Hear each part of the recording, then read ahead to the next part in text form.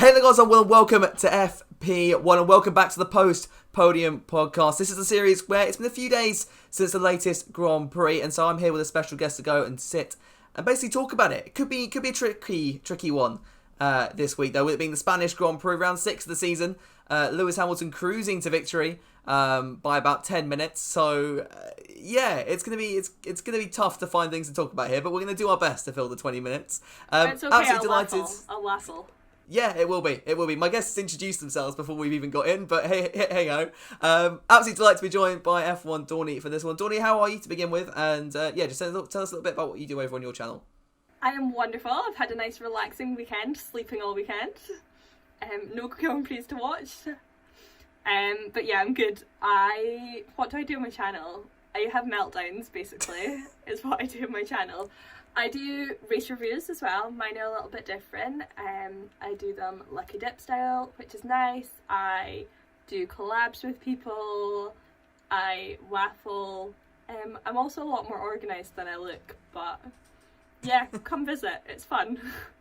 Cool, and all the links to that will be down in the description below, so make sure you go check out Dornie and subscribe if you haven't already. And congratulations on 1,000 subscribers as well. We've both kind of hit that mark recently, which is great. So yeah, I mean, when we first collaborated, you were on like 50, so I had to watch my back basically. But yeah, the Spanish Grand Prix. Where do we start with it? Well, I mean, we could basically finish with this one because there's not much to talk about. But just gonna sum it up for us. What did you take for the Grand Prix weekend on the whole?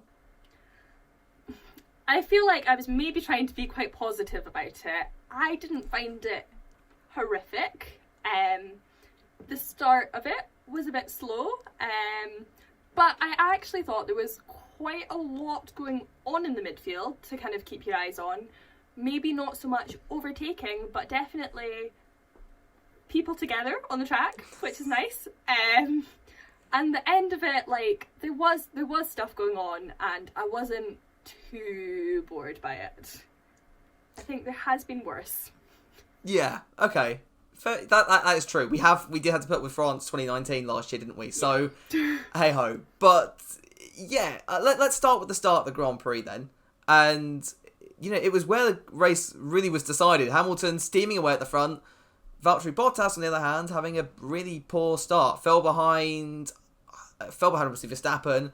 And fell behind Lance Stroll as well, who got off to a flyer. Like, I'm not a massive Stroll fan. I think that's fairly clear for the content on the channel. But, Stroll, he did well this weekend, getting ahead, a flying got past Perez, got past Bottas, and obviously he was never going to hold that back. But Bottas just wasn't really on the pace this weekend. And I think I said it in the race review that I did after the Grand Prix. It was more like a rant. If you haven't checked that out, go and check it out. I just kind of scream at a camera for 9 minutes. But, it was... I think I tweeted out actually at the start, Bottas is being beaten by the car he drove last year. What happened there, basically?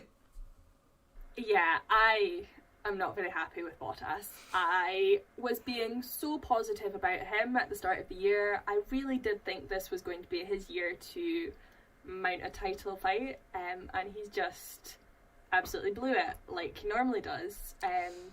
And that start was just... We all have bad starts, but also... Bottas is the guy who tricks the jump start mechanism. He can have an amazing start. And he's just so inconsistent. I mean, referring to Formula 2, Mick Schumacher has amazing starts, time and time again. And I think if you are a Mercedes, surely you've got everything else practiced. You've got some spare time to practice your starts because there's no excuse. And I was really impressed with Lance's start, and I was quite glad that he managed to kind of hold him back for a good lap or two, or a couple laps at the start. I thought that was really good of Lance, and a bit just almost like Valtteri, come on, like, you are in a Mercedes and you can't get past a Mercedes.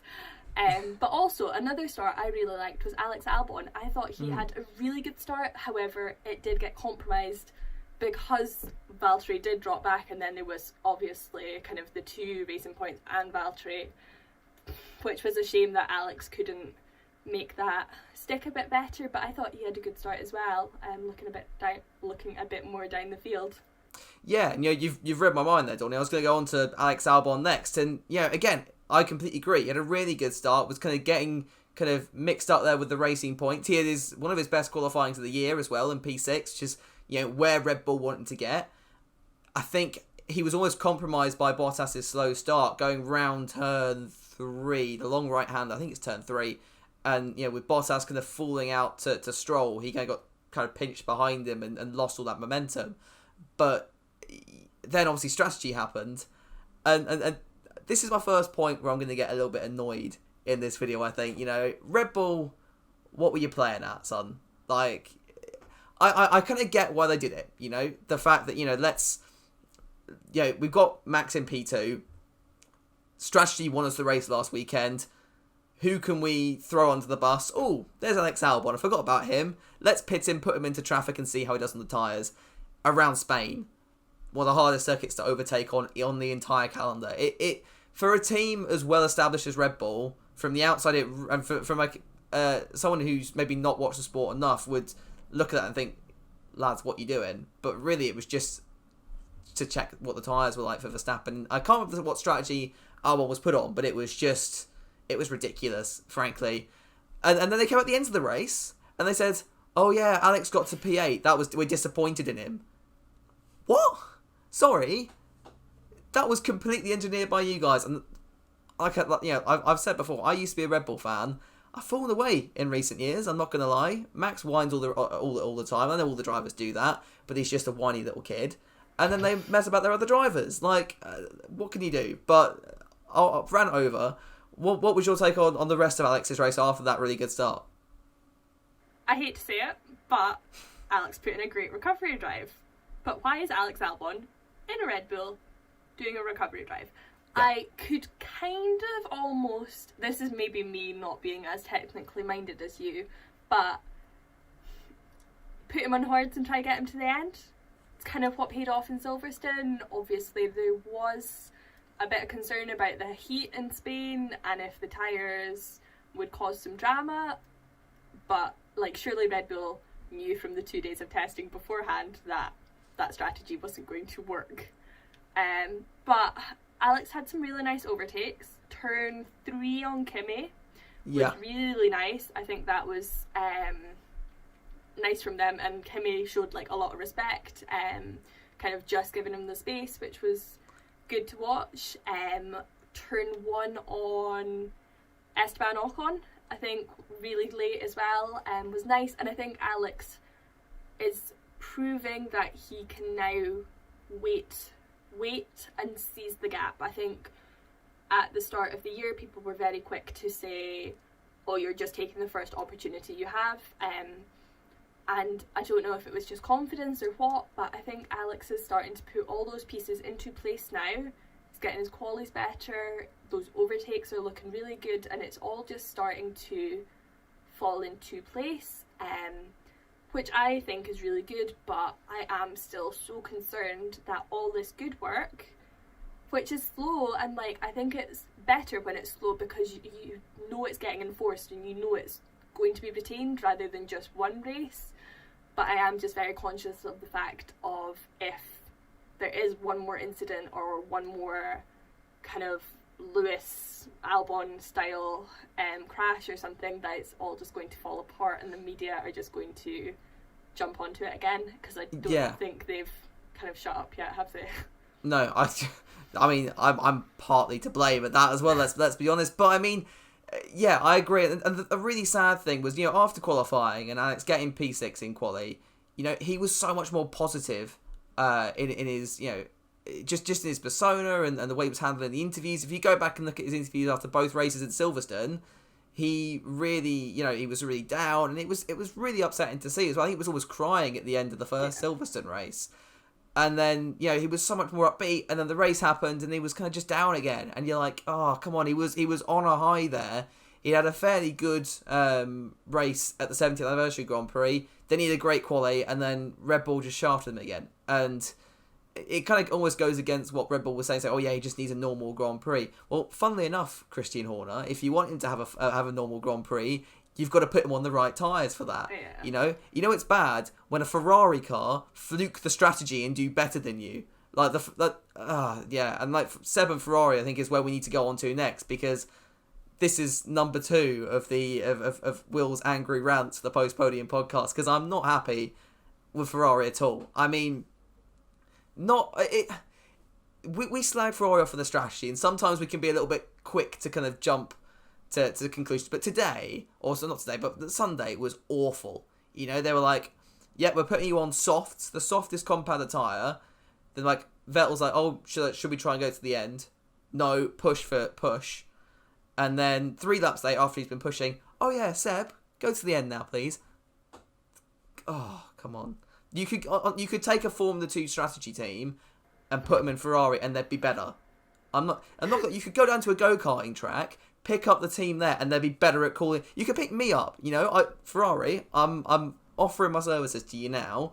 I will happily head over there because I can do better than what your strategists are churning out at the moment. Like, it's genuinely farcical, and the way he's being treated in that Ferrari team at the moment.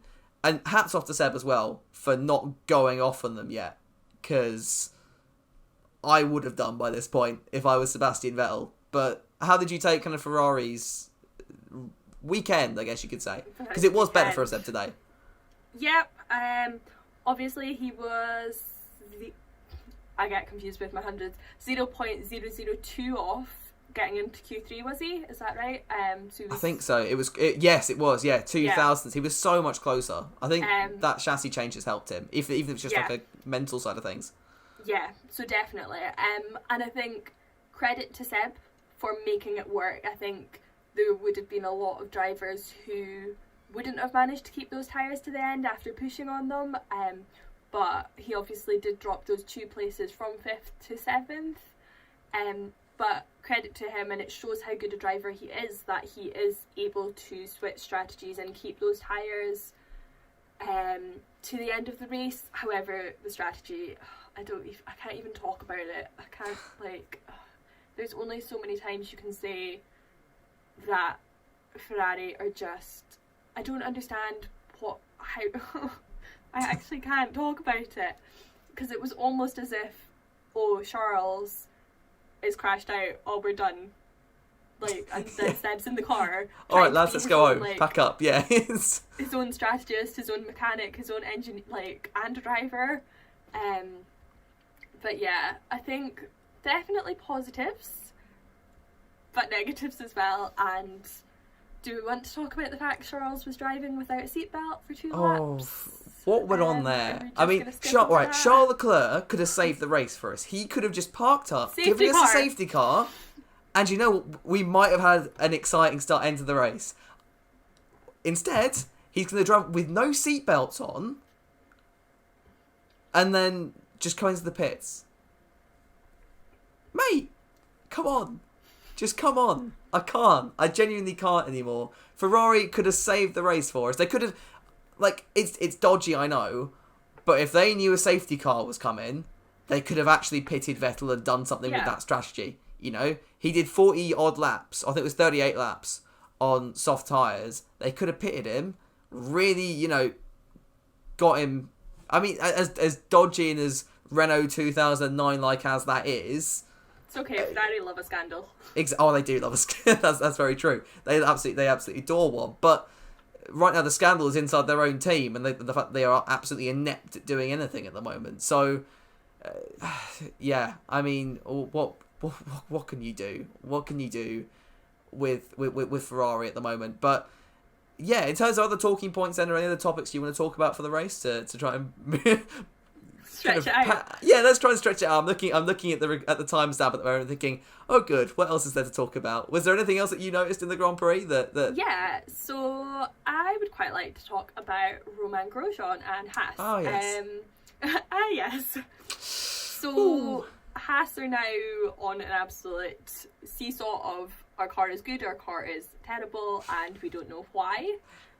So this is quite reminiscent of the start of last year. Obviously, in kind of free practice 1 and 2, Romain's car was looking really good. He got himself, where did he get? 6th and 5th. But then in free practice 3, he was down in 13th. And then in the race, he was being a dangerous driver to everyone. So I think that's kind of going to be an interesting one to watch, to see if those Hasses again start having this kind of like weird situation where their cars are good some weekends and not other weekends, because Roman in Silverstone, don't know which one, but was running up in 5th or 3rd. Where was he running? He was running really high. So I think that might be interesting to watch. Yeah, I think Grosjean, you know how most drivers, like, they'll sit before the the night before the race, and they'll watch like a bunch of race footage. I feel like what Grosjean, maybe he just picked the wrong channel. He was watching Road Wars instead, or I don't know, the world's most dangerous drivers, something like that. You know, one of those ones that you find if you're flicking through the channels too much on TV when you kind of sat at home. He kind of made it his mission to try and kill every other driver on the circuit. He had a thing for the Alfa Romeos. He did not like them on Sunday. Tried to take Kimi out on the main straight, and then a few laps later he was doing the same thing to Giovinazzi. Grosjean, and the really weird thing is he's still performing better than Kevin Magnussen, and I don't know. I don't know what they're playing at the moment, and yeah, you were saying there it was very reminiscent to the start of last year. That's true, except this year they've got no sponsors that could drop them mid-season because they haven't got any left. So, what can you do at this point if you're Haas? There was actually someone commented on I think it was last week's Post Podium Podcast. I can't remember which one it was, but someone was commenting saying that apparently Checo's sponsors are looking at buying the team, and you know, if Gene Haas does not want to be part of this part of Formula One anymore, and I'll be honest, I wouldn't blame him.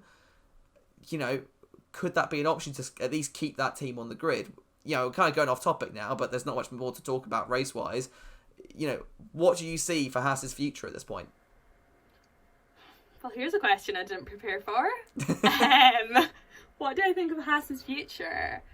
I don't know. I think within Formula One, the teams regenerate so often, and Haas is probably the kind of outlier in the fact that they are actually a new team to an extent. Obviously they bought the factories of someone in Britain, but they kind of are a new team, and I think whether they go or whether, like, it's just part and parcel of Formula One, is it not? Like, teams evolve, and we all still know, like, Force India, Racing Point are still Force India, and they're waiting to become Aston Martin. Like, they were before it was Spiker, then Jordan. There was all sorts. So I don't know. Is it because I don't like Haas that I wouldn't be too fussed if they did become someone else? But yeah, I don't know. I think for me the priorities. Yeah, sorry about that. I think my priority would be keeping them on the grid, and because at the moment 20 spots is already kind of thinning it out, and there's Team Panthera that's supposedly coming in at some point, but that's still a few years away. Like, I can't see an 18-car grid. It's I mean, would Kevin Magnussen, Roman Grosjean falling off the grid be a massive a massive detriment to the sport? Apart from memes, probably not. But then you think about so the Ferrari juniors, people like Marcus Armstrong, Mick Schumacher, Robert Schwartzman, people that Ferrari could maybe hustle their way into a Haas seat at some point.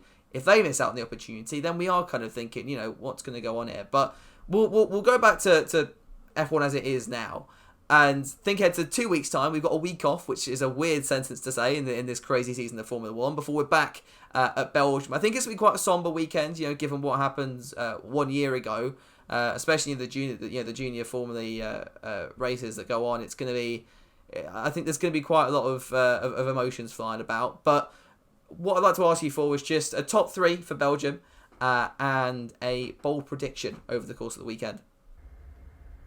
I mean, I'm really bad at making predictions, but I'm sure if you just put the Mercedes 1 and 2, then you're going to be fairly...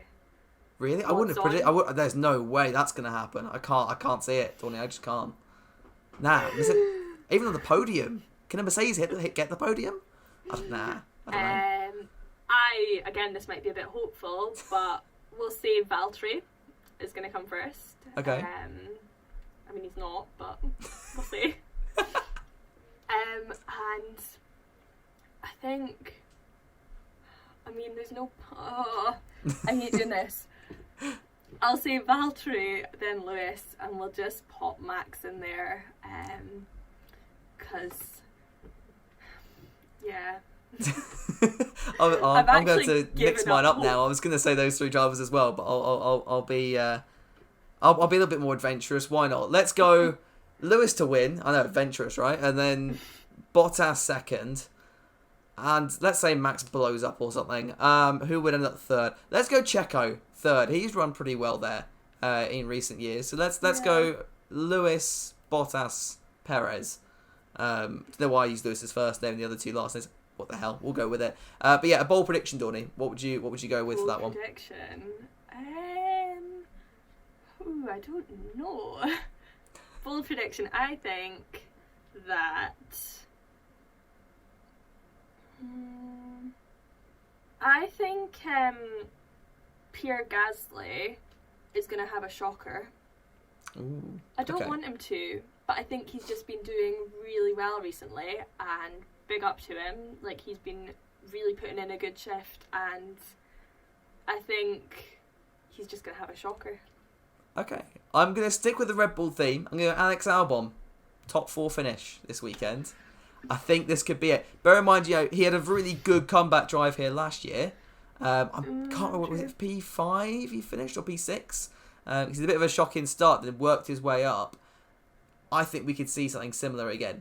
Maybe without the poor start even. So if he can get a good quality, and that Red Bull, it's pretty good around. I guess it's not their strongest circuit, being quite a power dominated one, but that Honda engine isn't so bad. As the Renault was they've been using in the last few years. So yeah, let's go Alex top 4. But yeah, we'll finish things off there, guys. Let me know down below what your predictions are for the Belgian Grand Prix. And yeah, let me know what you thought of the video down below as well. Don't forget to subscribe to me if you haven't, and subscribe to Dornie if you haven't as well. All links that will be down in the description. Dornie, any lasting comments you want to make before we head off? No. Awesome. Cool. All right. So, guys, thank you very so much for watching. Don't know where I'm going with that intro, but like intro, exit. What am I doing?